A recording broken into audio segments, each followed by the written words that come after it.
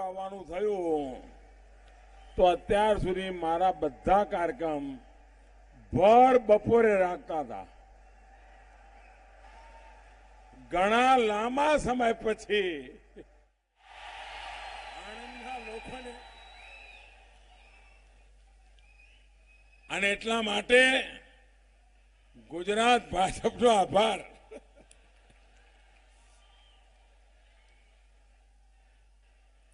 કેમ છો બધા? હવે તમે અહીંયા મોદી મોદી મોદી કર્યા કરો છો. હમણાં હું હિંમતનગર ગયો, ત્યાં પણ આવું જ. સુરેન્દ્રનગર ગયો, ત્યાં પણ આવું જ. હવે આ કોંગ્રેસ વાળા 23 તારીખ સુધી કરશે હું.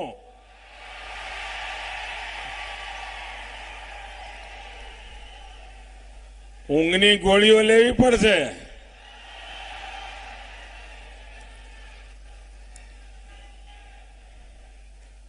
भाइयों बहनों,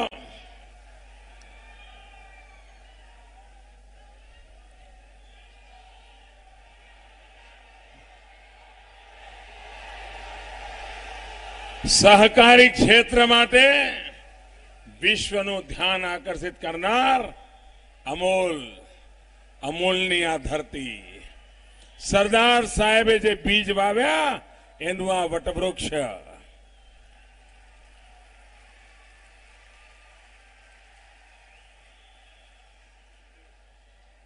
આજે હિંમતનગર અને સુરેન્દ્રનગરમાં હું શુદ્ધ ગુજરાતીમાં બોલ્યો એટલે દેશભરમાંથી ટીવી વાળાઓનો ખાસ એવા મારી પાછળ પડી ગયા કે સાહેબ એક સભા તો હિન્દીમાં કરજો. એટલે મેં એમને વચન આપ્યું છે કે આણંદને હિન્દીમાં બોલી કે આખો દેશ આણંદને જુએ.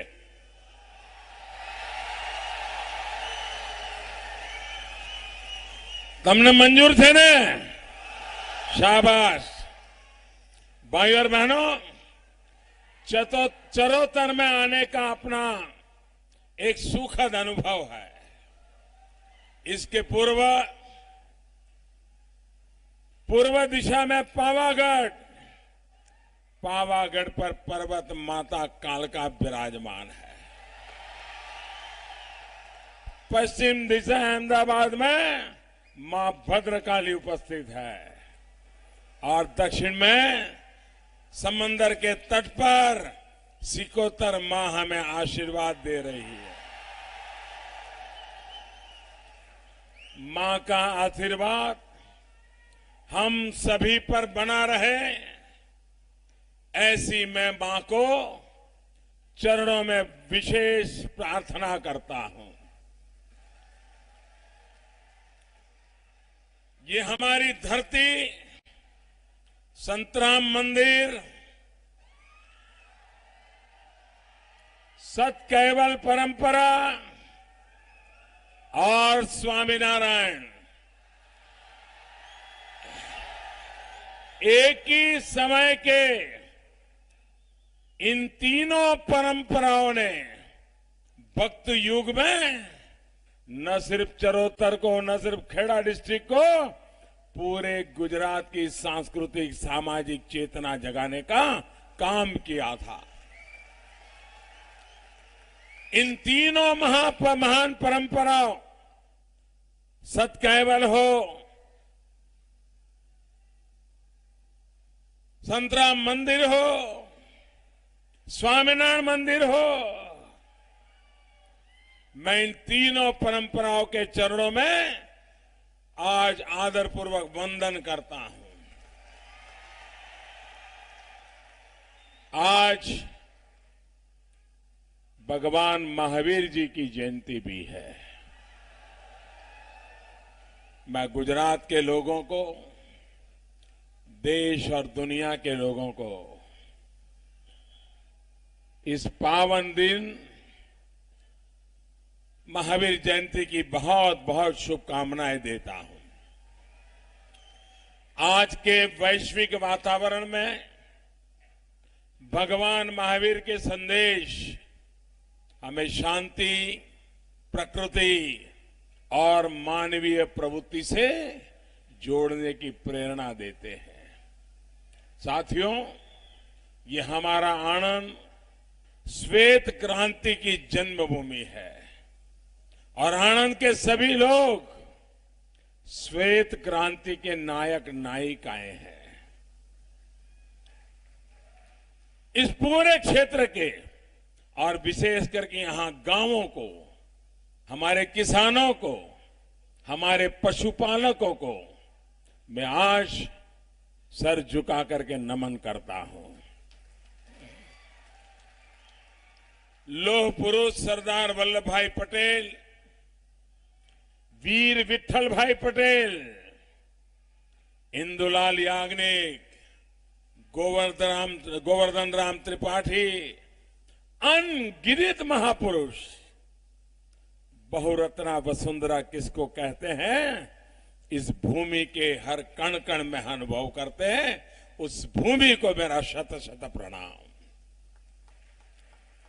भाइयों और बहनों, आनंद वो जगह है जिसने देश को नई दिशा दी। आनंद सम्मान और स्वाभिमान की भूमि है। इस मिट्टी ने सरदार साहब को घड़ा है। करमसद की धरती ने वल्लभ भाई को सरदार बनाने की पहली शिक्षा दी थी।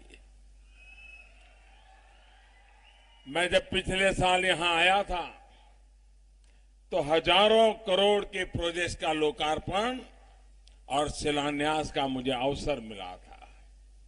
अमूल डेयरी के विस्तार और फूड प्रोसेसिंग से जुड़े प्लांट्स देशवासियों को समर्पित किए थे।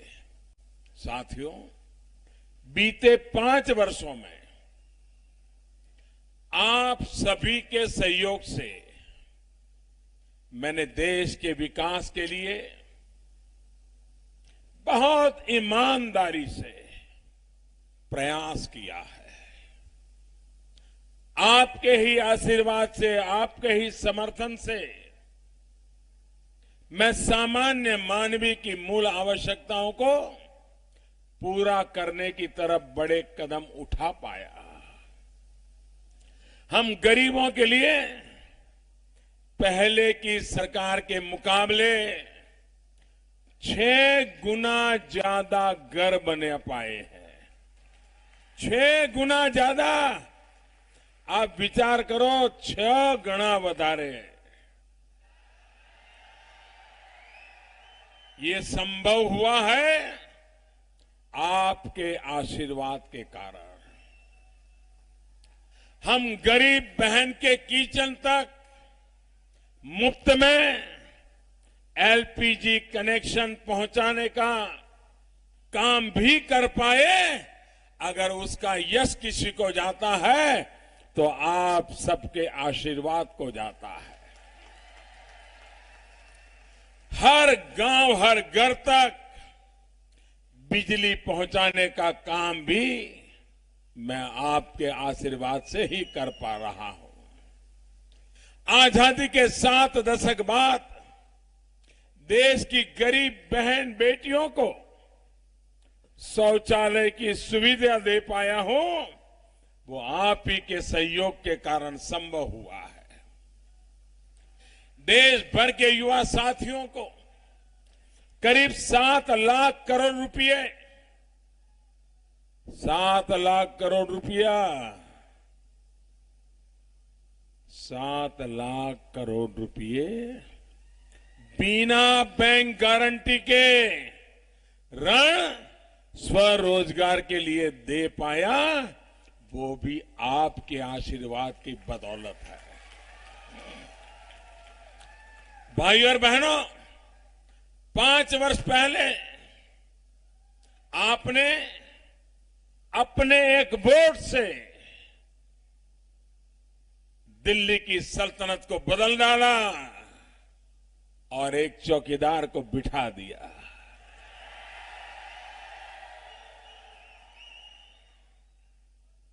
आपके सहयोग से हमने वहां जाकर के न सिर्फ सरकार बदली है, न बोर्ड बदला है, हमने सरकार की पूरी सोच बदल डाली है, काम करने का तरीका बदल डाला है। और मैं आपको वादा करने आया हूं आज, सरदार वल्लभ भाई की मिट्टी की कसम देकर के वादा करता हूं दोस्तों, मैं सरदार साहब के सारे सपने पूरे करने के लिए अपने आप को खपा दूंगा।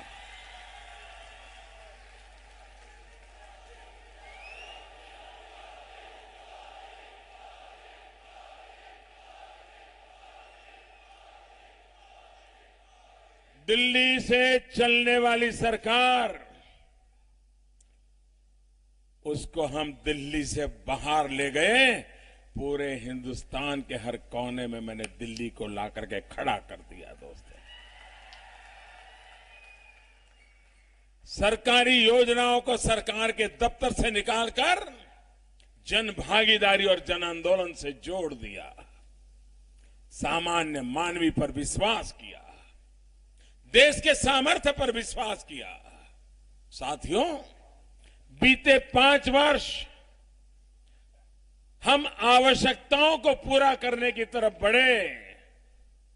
अब हमें आकांक्षाओं की पूर्ति के लिए आगे बढ़ना है।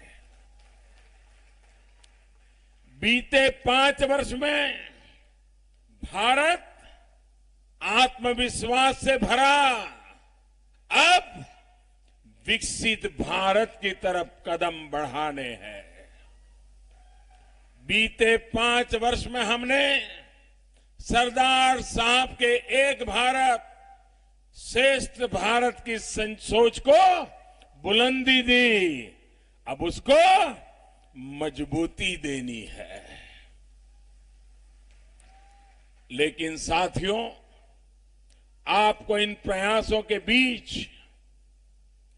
सावधान भी रहना है, सतर्क भी रहना है। कांग्रेस ने सरदार पटेल का अपमान तो हमेशा किया, मणि बहन का भी वही हाल किया। अब सरदार साहब के संस्कारों को भी, उनके विचारों को भी कांग्रेस पार्टी, कांग्रेस के नेता, ये परिवार उसको भी रौंदने का प्रयास कर रहा है। कांग्रेस, उन्होंने अपने मैनिफेस्टो में लिखा है, जिस मैनिफेस्टो सिवाय ढकोसला पत्र कुछ नहीं है। कांग्रेस पार्टी ने ऑफिशियली घोषित किया है कि कांग्रेस राष्ट्रद्रोह का कानून हटाना चाहती है, ताकि जम्मू कश्मीर में पत्थरबाज मजबूत हो और देश के और भागों में नक्सलवादी मजबूत हो। टुकड़े टुकड़े गैंग देश के टुकड़े करने की अपनी शरारतें खुलेआम हिम्मत से कर पाए। ये कांग्रेस ने विधिवत रूप से आज देश के सामने कहा है। सरदार वल्लभ भाई पटेल ने देश के एकीकरण के लिए जीवन लगा दिया। कांग्रेस अलगाववादियों के उन्हें गले लगाने के लिए बेचैन बन गई है। कांग्रेस ने जिस कश्मीर समस्या को पैदा किया, आज उसी जम्मू कश्मीर को भारत से अलग करने वालों के साथ खड़ी है। भाइयों बहनों, कश्मीर में कांग्रेस के साथी दल का एक कैंडिडेट बोल रहा है, और भाइयों बहनों, मीडिया ने इस चीज को थोड़ी देर चलाया, बाद में बंद कर दिया। वो कह रहा है, अगर कोई पाकिस्तान को गाली देगा तो मैं उससे ज्यादा गाली भारत को दूंगा। ये कांग्रेस के साथ खड़ा हुआ व्यक्ति चुनाव लड़ रहा है। क्या ऐसे लोगों को वोट देने की गलती आनंद कर सकता है? छोटा उदयपुर कर सकता है? खेड़ा कर सकता है? इस क्षेत्र का, गुजरात का एक भी नागरिक कर सकता है? इसलिए आज जब भी मैं कहता हूं कि अगर सरदार साहब देश के पहले प्रधानमंत्री होते तो देश की स्थिति अलग होती। और जब मैं ये बोलता हूं तो ये बात सुनकर नामदार और उनके राग दरबारियों में खलबली मच जाती है। मत भूलिए, कांग्रेस ने सिर्फ एक परिवार को आगे बढ़ाने के लिए कदम कदम पर सरदार साहब का अपमान किया। जब आपके इस सेवक ने दुनिया की सबसे ऊंची प्रतिमा स्टैच्यू ऑफ यूनिटी का संकल्प पूरा किया, तब भी कांग्रेस ने और उनके पूरे राग दरबारियों ने इस बात को भी अपमानित करने का कोई मौका नहीं छोड़ा। आप मुझे बताइए दोस्तों, मैंने उतना ऊंचा कोई खंभा खड़ा कर दिया होता और दुनिया को मैं बताता कि दुनिया का सबसे ऊंचा खंभा हमारे यहां बना है, तो ये लोग तालियां बजाते कि नहीं बजाते? उनके पेट में दर्द है कि दुनिया का सबसे ऊंचा स्टैच्यू तो भले बना, लेकिन दुख इस बात का है कि सरदार वल्लभ भाई पटेल का बना है। भाइयों बहनों, आज दुनिया में जब भी चर्चा होती है, दुनिया में किसी बच्चे को पूछा जाए एग्जाम में, किसी भी को दुनिया में, कि दुनिया का सबसे ऊंचा स्टैच्यू कौन है, कहां है, तो क्या लिखेगा? किसका नाम आएगा? भारत का आएगा कि नहीं आएगा? गुजरात का आएगा कि नहीं आएगा? सरदार पटेल का आएगा कि नहीं आएगा? हमें खुशी होगी कि नहीं होगी? हमारा माथा गर्व से ऊंचा होगा कि नहीं होगा? इनको दर्द क्यों होता है? इनकी नींद हराम क्यों होती है? मैं आपसे चाहता हूं मेरे भाइयों बहनों, क्या ऐसे लोगों को सबक सिखाओगे कि नहीं? ऐसे ढीला बोलोगे तो सबक कहां से सिखाओगे? ऐसे लोगों के सबक सिखाओगे कि नहीं? पक्का सिखाओगे? जम करके सिखाओगे? 23 तारीख को ऐसे लोगों की जमानत समाप्त हो जानी चाहिए भाई। मेरे लिए राजनीति नहीं है सरदार साहब का अपमान। देश का कोई बच्चा जो देश को प्यार करता है कभी स्वीकार नहीं कर सकता है भाइयों। साथियों, कांग्रेस के परिवार के सामने जो भी खड़ा हुआ, उसके पीछे पूरी दुनिया में फैले अपने राग दरबारियों को लगा देते हैं। अब सरदार साहब के बाद मोरारजी भाई की बारी आई और आज इनके निशाने पर आपका ये चौकीदार है।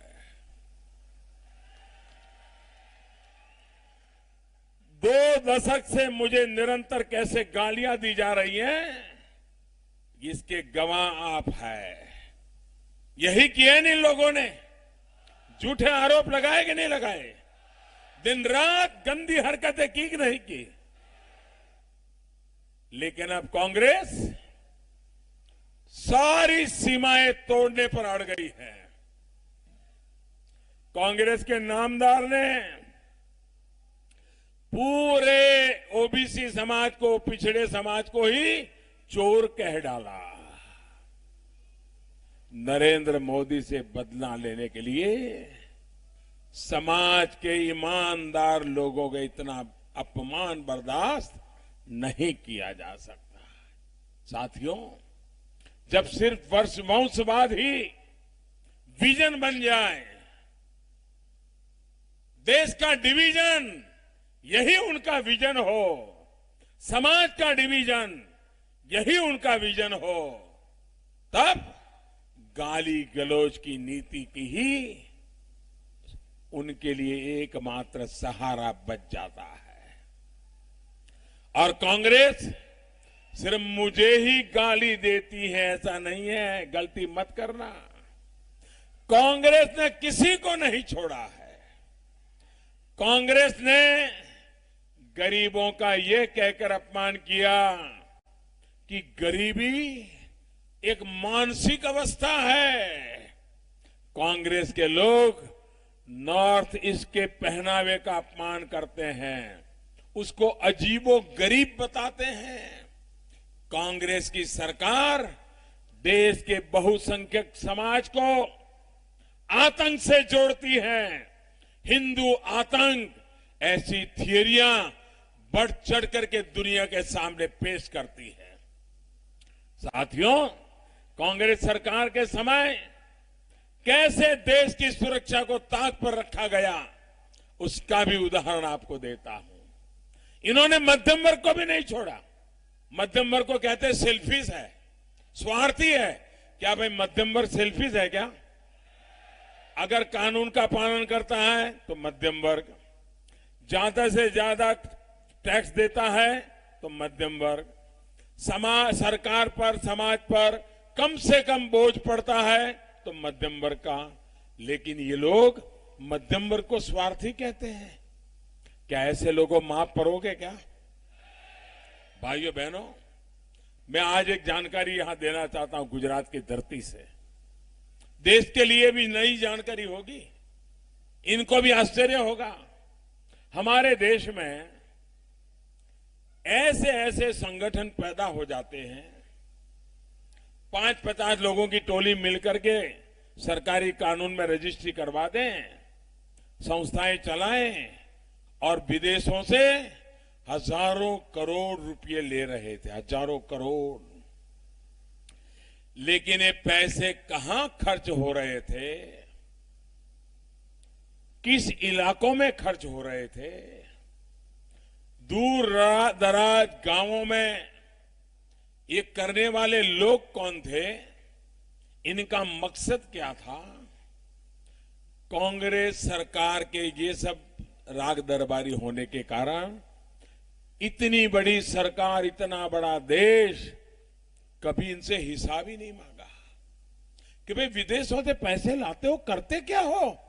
क्योंकि ये उनके काम आते थे। हर गलत काम के लिए इनका इस्तेमाल होता था और इसके पीछे भी कांग्रेस का राजनीतिक स्वार्थ था। 2014 में हमारी सरकार बनने के बाद ऐसे सभी संगठनों को जो विदेशों से पैसे लेते हैं, लाते हैं, हमने कहा भाई कानून कहता है आपको हर वर्ष हिसाब देना पड़ेगा। आपने दिया क्यों नहीं? मुझे बताइए, हिसाब मांगना चाहिए कि नहीं मांगना चाहिए? आज एक एक मध्यम वर्ग को अपना पाई पाई का हिसाब देश को देना पड़ता है कि नहीं देना पड़ता है? ये कौन सी खेत की मूली है कि उनसे कोई हिसाब ही ना मांगा जाए? आप हैरान हो जाएंगे जब मैंने विदेशों से रुपये लाकर के कौन क्या खेल रहा है, कहां खेल रहा है, किसके लिए खेल रहा है, देश की स्वाभिमान के लिए कौन खिलवाड़ कर रहा है, उसके जब सवाल पूछे आप चौंक जाएंगे मेरे प्यारे भाइयों बहनों।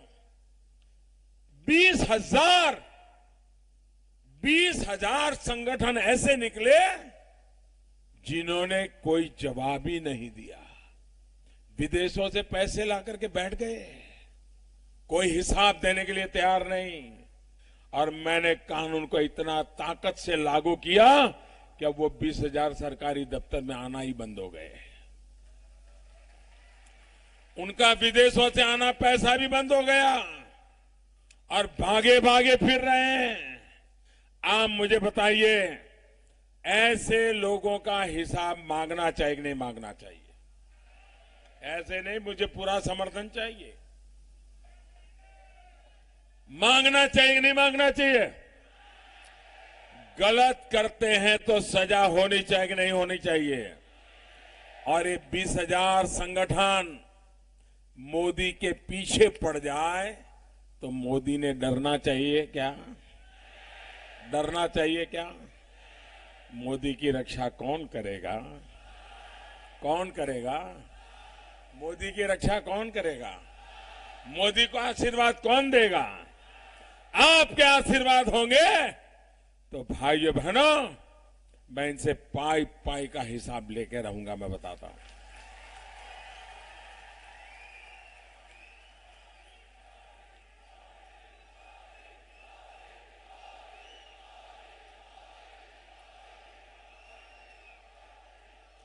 मैं जानता हूं ये दुश्मनी कितनी महंगी पड़ती है, लेकिन मैं देश के लिए पैदा हुआ हूं, देश के लिए जी रहा हूं और इसलिए ऐसी चीजों से परवाह नहीं करता हूं। साथियों, दशकों तक कांग्रेस ने देश को अपने ही तरीके से चलाया है। उसने अपने वर्षों के शासन में भरपूर मलाई खाई, भरपूर मलाई खाई, अमूल वाली नहीं, कागज वाली। और खाई इतना ही नहीं, अपने राग दरबारियों को भी खिलाई। और जिन्होंने मलाई खाई है वो कांग्रेस सत्ता में नहीं है तो भी वो पूरा अपना कर्ज चुका रहे हैं। इन लोगों के साथ मिलकर कांग्रेस झूठ का एक ऐसा तंत्र चला रही है। मैं आपको इनके काम करने के तरीके बताता हूं। मैं जब गुजरात में था तब भी यही खेल खेलते थे। अब मैं दिल्ली गया, इनकी एक ही उनकी मोडस ऑपरेंडी है, एक ही मोडस ऑपरेंडी। क्या करते हैं? सबसे पहले, आपके पास समय है ना? आराम से बोलो ना, आज मेरा भी मन कर रहा है यार।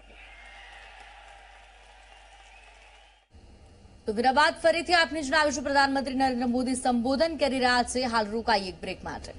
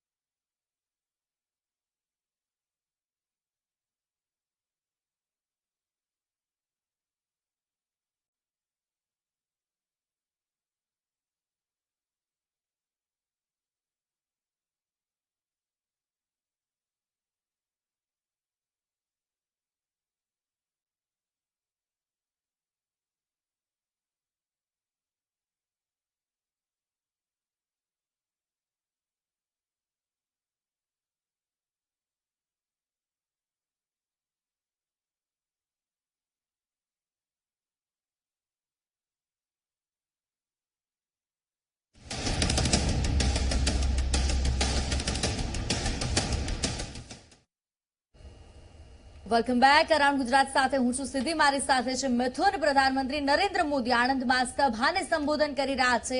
ફરીથી જઈએ સાંભળીએ. सिस्टम नए विषय उछालने लगता है और इसलिए ऐसे लोगों से सतर्क रहने की जरूरत है। ऐसा झूठ आजकल सोशल मीडिया में डाल देते हैं, आप कल्पना नहीं कर सकते। कांग्रेस के तो आप पहचानते ही हैं, उसके दरबारियों को, कांग्रेस से मलाई खाने वालों को भी पहचानने की जरूरत है। पहले मोदी के विरोध में वे आए दिन गुजरात को बदनाम करते थे, यहां तक जैसे गुजरात हिंदुस्तान में है ही नहीं ऐसा बर्ताव कर रहे थे। गुजरात को दुश्मन बना दिया था कांग्रेस से। और अब जब मोदी भारत की सेवा करने में लगा है तो मोदी का विरोध करने में वो सीमाएं लांघ करके भारत का विरोध करने लग गए हैं। भाइयों, भारत को बदनाम करने लग गए हैं। ऐसी कांग्रेस को कोई देशभक्त माफ कर सकता है क्या? साथियों, देश के मिडिल क्लास के साथ कांग्रेस की दुश्मनी रही है, लेकिन ये बात पहले में चर्चा नहीं रही है। लेकिन अब कांग्रेस ने खुलकर कह दिया है कि वो देश के मध्यम वर्ग को लालची मानती है, स्वार्थी मानती है। उनका मैनिफेस्टो देखिए, कांग्रेस का ये ढिंडोरा पत्र, ढकोसला पत्र, 50 पन्नों का उनका ढकोसला पत्र है। एक बार भी मिडिल क्लास मध्यम वर्ग शब्द नहीं है उसमें। आप गुनहगार है क्या? आप मुझे बताइए, आप गुनहगार है क्या? इस देश ने आपके लिए सोचना चाहिए कि नहीं सोचना चाहिए? राजनीतिक दलों ने आपके लिए सोचना चाहिए कि नहीं सोचना चाहिए? आपके सपनों पर सोचना चाहिए कि नहीं सोचना चाहिए? इनको परवाह ही नहीं है। उनको तो लगता है मिडिल क्लास की कोई जरूरत नहीं है। वो इसलिए मिडिल क्लास पर अब खुलेआम कह रहे हैं कि हम जो योजनाएं लाए हैं, ये कांग्रेस वाले कह रहे हैं, हम जो योजनाएं लाए हैं उसको पूरा करने के लिए मिडिल क्लास पर 2 गुना 4 गुना टैक्स लगाने की दिशा में जाएंगे। अगर मिडिल क्लास खत्म हो जाएगा तो ये देश कभी आगे नहीं बढ़ेगा। लिख करके रखो, देश आगे बढ़ रहा है ये मध्यम वर्ग के लोगों की मेहनत से बढ़ रहा है। मिडिल क्लास से कांग्रेस की दुश्मनी है। इसलिए जब जब कांग्रेस आती है, आपने देखा होगा, जब जब कांग्रेस आती है महंगाई लेकर के आती है। कांग्रेस के शासन में 10% की दर से महंगाई बढ़ रही थी, जिसको हमने 4% से नीचे रखा है। इतना ही नहीं, पीएम आवास योजना के तहत पहली बार मिडिल क्लास के लिए होम लोन में छूट दी।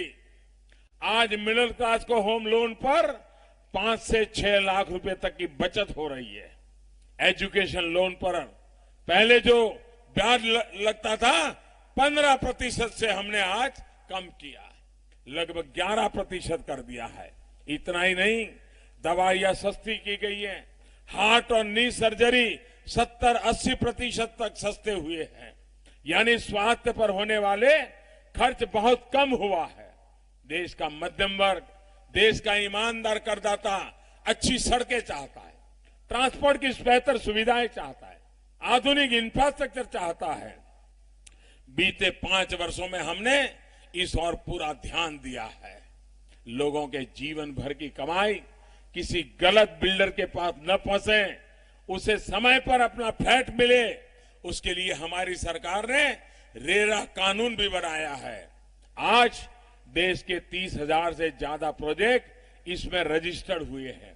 साथियों, भाजपा सबको सुरक्षा, सबको सम्मान देने में विश्वास रखती है। इसी का परिणाम है कि जिन लाखों लोगों को मुद्रा ऋण मिले हैं, उनमें दलित भी है, ओबीसी भी है, आदिवासी भी है, महिलाएं भी है। आयुष्मान भारत के तहत जिन गरीबों को 5 लाख रुपए इलाज के लिए सुनिश्चित हुए हैं, वो भी समाज के हर तबके को है। घर हो, गैस हो, शौचालय हो, वो किसी की जाति या पंथ पूछ करके नहीं दिया जा रहा है।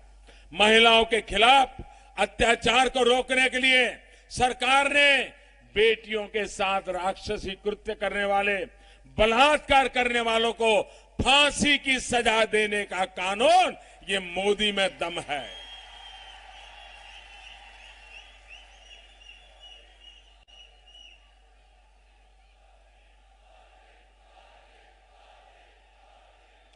भाइयों और बहनों, आनंद जिले को एक्सप्रेसवे, नेशनल हाईवे और स्टेट हाईवे की संपर्क सेवा से बहुत गति मिली है।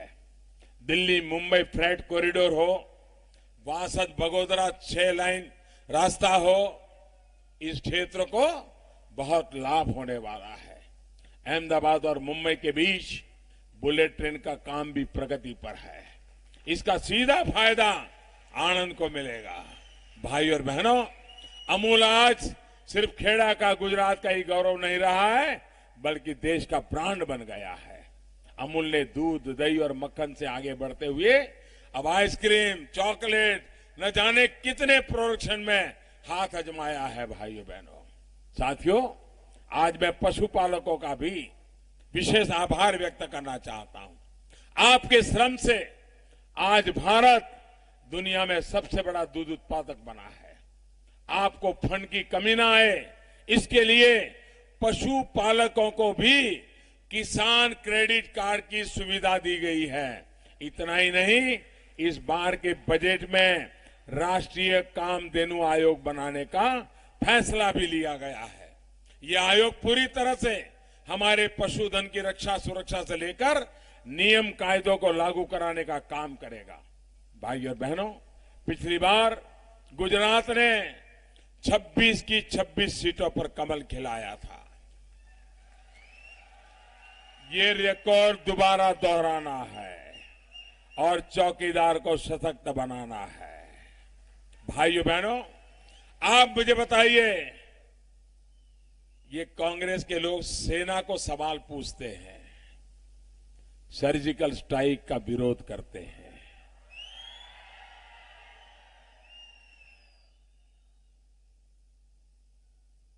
पुलवामा में हमारे वीरों को मार दिया, क्या मोदी चुप बैठेगा? क्या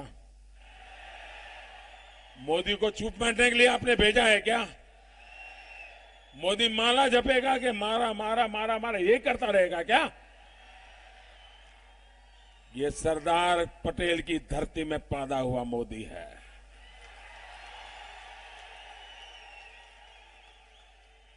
भाइयों बहनों, हमारी सेना ने उरी के हत्या हमले के बाद जाकर के सर्जिकल स्ट्राइक किया, तो उन्होंने उस पर सवाल खड़े किए। और अभी जब पुलवामा में हुआ तो पाकिस्तान को पता था कि मोदी है, कुछ तो करेगा, तो उन्होंने क्या किया, सीमा पर सेना तैनात कर दी, सारी चीजें लगा दी।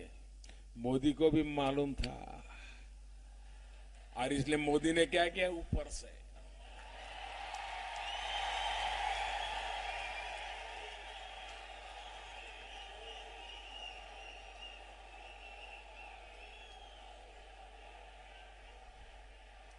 आतंकवादियों को पालने पोसने वालों के लेने के देने पड़ गए जी,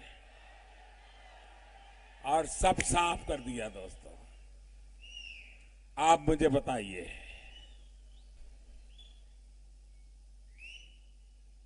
आपको सेना पे भरोसा है? सेना की बात पे भरोसा है? सेना के पराक्रम पर भरोसा है? देश के बच्चे बच्चे को भरोसा है, लेकिन स्वार्थ की राजनीति में अंधे पड़े इन लोगों को भरोसा नहीं है। क्या ऐसे लोग देश की रक्षा कर सकते हैं? आप मुझे बताइए, मोदी ने ऐसा करना चाहिए था कि नहीं करना चाहिए था? मैं सही दिशा में हूं, मैं सही कर रहा हूं, मुझे पूरी ताकत से करना चाहिए। आपने मुझे चौकीदार बनाया, मैं सच्चा चौकीदार हूं कि नहीं हूं?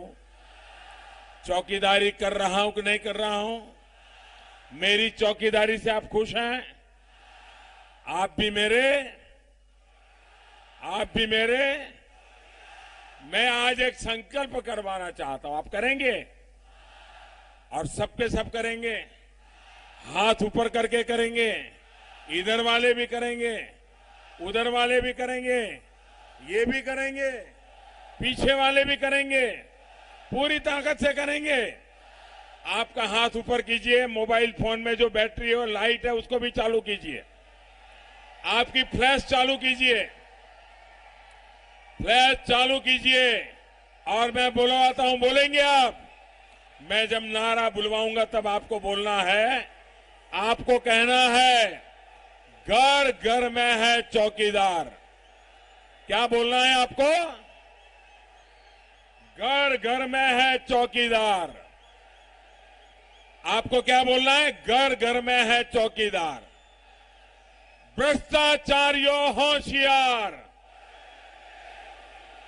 भ्रष्टाचारियों होशियार, भगोड़ों पर कानून की मार, बंद हुआ काला कारोबार, देशद्रोहियों पर कड़ा प्रहार, आतंक पर हो आखिरी वार, दुश्मन हो जा खबरदार, घुसपैठिए भागे सीमा पार, टूटेगी जात पात की दीवार, वंशवाद की होगी आर। बहुत बहुत धन्यवाद। मेरे साथ बोलिए, भारत माता की, भारत माता की, भारत माता की। धन्यवाद।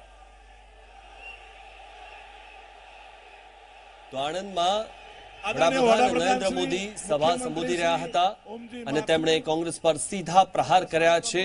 લોકોને વધુમાં વધુ મતદાન કરવા માટે પણ તેમને પ્રેરિત કર્યા અને તમામ જે લોકો સભા સાંભળવા આવ્યા હતા તેમને તમામને આહ્વાન કર્યું।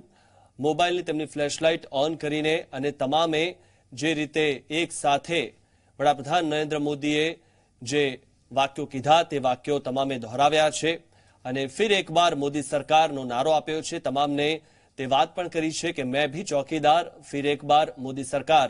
તેવું તમામ લોકો એ પણ તેવું વાત કરી છે અને વડાપ્રધાન નરેન્દ્ર મોદીએ પણ તેમની પાસે તે જે વાક્યો હતા તે દોહરાવ્યા છે। 20,000 સંસ્થાઓ પાસે કોઈ હિસાબ નહોતો, તેમણે જે વાર કર્યા તેની વાત કરીએ તો અમારી સરકાર આવતા જ બધા પાસેથી હિસાબ માંગ્યો છે।